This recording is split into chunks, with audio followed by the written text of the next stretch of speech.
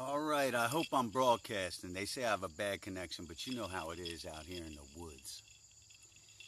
Now, I came home tonight, I'm pretty tired. You know, that's the way it is when you work. You get tired.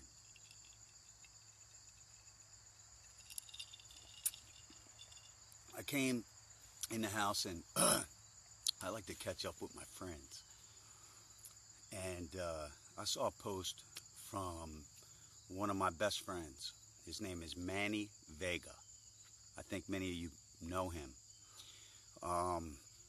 When I first got involved with the patriot movement, the political movement in America to basically take the truth back from the liars, because we had seen a trend in this country that, you know, we saw it ahead of time. Many of you folks are on the same boat. You've been there since my days with Uncle Sam's Misguided Children's Badass radio show. And a couple years ago, I had been talking to Manny Vega on my radio show on a Friday night. And he informed me that there was going to be a pro-Hamas, pro-Palestine protest or, you know, march over there in front of the White House. And he told me the night before, and there was just no way that at like 8 o'clock at night I could make it down there. But the next day was my birthday, and it was a Saturday. And basically, we put the word out at the last minute to see if anyone would show up and join him in D.C. to stand with him against the insanity, which is radical Islam, is what Hamas symbolizes. It is the very foundation of the jihad movement in the world, other than the Quran itself. Now, a lot of you folks out there, you know, you do a lot of little reading on Facebook. You do your research. People bring you information, and you store it, you share it. It's awesome. A lot of you read excerpts from the Quran. All the bad stuff. You pick it, right? We pick it all out of there. Because, of course, when they pick out what they're going to read, they always read the preambles. See, in their preambles, with a lot of, I've talked about this on my radio show many times, that anyone who is well read, cannot help, if they're well read and they've studied the history of civilization, mankind, philosophy, the different religions and the different beliefs, the different things that we come up with as we live this life that we all share. Because guess what? You live and you die, and that's it. And it's a continual thing that happens over and over again, generation after generation after generation after generation. And with every generation, there are great thinkers, but there are also their predecessors. And in order to understand who we are as a species, you have to seek the insight of those who've come before you, those people who have delved into the human mind. And once you've read all these different books, and I want to talk about them just briefly, because there's a lot of people out there that discuss stuff like Miss Pelosi, Nancy Pelosi, when they were talking about some of the benefits of the Affordable Care Act, because it was going to force people to have to go to part-time work. And she started to talk about how that would free them to be a little bit like maybe Henry David Thoreau, Walden and Civil Disobedience. And a lot of people, you know, don't realize how hypocritical it is for people on the left, like Nancy Pelosi, to talk about the freedom to seek out these things that, like, someone like Thoreau did. when one of the things he talks about in civil disobedience is taxes. Wrap your head around that. That's his civil disobedience, was income taxes. He made it a point that he worked only a certain part of the year to make just enough money to cover the rest of the year so that he could contemplate all those great minds that came before him. Because if you read this book, there's a lot of stuff he talks about in here. And it's a culmination of existences. You have people like Friedrich Nietzsche. He was an insane man. But people like Adolf Hitler and the Third Reich, you know, they took a lot of the things that he wrote and worked them into the foundation of their degenerate political philosophy. So in order to understand them, if you're a person who tries to understand the world so that you can speak the truth to people, then you buy these books and you read them, and you buy the Quran and you read it. And what I've found, and anybody who's learned and has read the books of the great thinkers, and I can only bring a couple out. I could bring my whole library out here for you, or I could take you in the house, but no, I'm not going to do that, because that's not what it means to be a human being, to laud what you know over other people. It's to share the benefit of that knowledge so that we don't repeat the same mistakes of the past.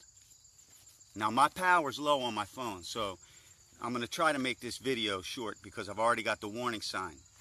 But when Manny went to D.C., he stood alone with me on the telephone, because it's the one way I could guarantee that I could be with him in some way, shape, or form. And so I decided on my birthday, and I'll never forget it, that I was going to get on the phone with him. And he was attacked. It was a birthday I spent worrying and worrying and worrying. And then the video was released. But what a lot of people don't know is that those same Hamas terrorists, the people that attacked him on my birthday, we're going to come back the next week. And we went back the next week. And we exercised our rights as American citizens to stand up for good against evil. And what I found when I was there was some of the truth that I found through reading all these things, because there was a time when, because I thought I knew everything, that I knew that God didn't exist. But after reading all of these books, I finally sat down and read the other one that I had read before, but I couldn't understand it. But as I lived my years and I read all these other books, I found that within every single one of them, that truth is contained within the Bible itself. From the beginning, from our origins, and to the end. From Eve bringing to Adam that which what? Soiled us all. Right? And why do I bring this up? Because when I was in D.C., we had some interchanges, and there was a woman there, an old woman, and you know, I'll never forget her till the day that I die. I'll remember her for all of eternity, because she had asked me a question. She asked me why her son, a Palestinian, a pro-Palestinian, a quote-unquote martyr for Palestine, had to die.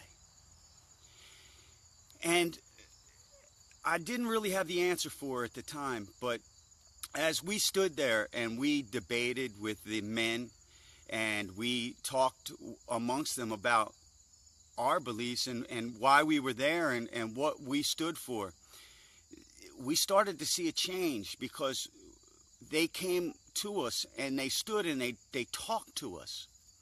And almost every single time when the men seemed to understand, when they could feel that we cared and that we were communicating the truth to them, from out of left field or right field came a woman, one of their women, one of these women that we go out and we talk about championing. We're going to champion these women all around the world, right, who are oppressed by radical Islam. As a matter of fact, right now we have Huma Abedin. Right? She's the assistant to the former Secretary of State, Miss Clinton, and Hillary herself has taken large amounts of money from countries which she was sent to try to curb these subjugation of women within the Society of Islam, and it didn't happen. As a matter of fact, she adopted the opposite platform because she lives that platform. She is not a warrior for women. And I brought up Eve because I say there's two types of women in this world. There are those who are like Eve, who use their minds to try to push people in the wrong direction. People like Huma Abedin, who was an editor for a magazine which promoted the place of women within the Islamic society, where numerous articles, and she was an editor for that from like 1996 or 1998 till not too long ago. And so when I was there, I realized something, and I pray daily to understand the questions I can't answer, and I came up with an answer for the woman, and I've shared it on my radio show before, but the true answer for her and for any of those women who scream, "Why does my son have to die?" All you have to do is look in the mirror, because you're the ones who put it in their mind that salvation comes from dying. Because you're the ones who decided that you were going to follow the Quran, when if you were to try to understand the world and take advantage of all those who have lived and died before us, you would understand that when you read the Quran, you read a macabre parody of the Bible itself, where they took God, they took Jesus, they took everything that's good, and they put it in there, and everything that was bad that they didn't even understand, like the different rituals and things, the different punishments for the different sins that you do. And they went and they made them 10 times worse, because, what are you going to do if you're trying to one-up somebody? You're trying to say, what, our religion is better than yours, when you're using the religion that you're comparing it to as the framework for your lies. And that's why you find Jesus mentioned so many times in there, but that's also where you find the truth of God mentioned, because God loved us all. He loves all those Muslims as well. And within the Quran, he gave all of them, the women and the men, a perfect example, the exemplification of what man should aspire to be, how women should be treated, and how the world could be a better place. And he also gave them the exemplification of what man should never be, and what would happen if he was allowed to have his degenerate desires forced on the world. And that's why Islam is known as a religion. It's submission, that you're going to submit.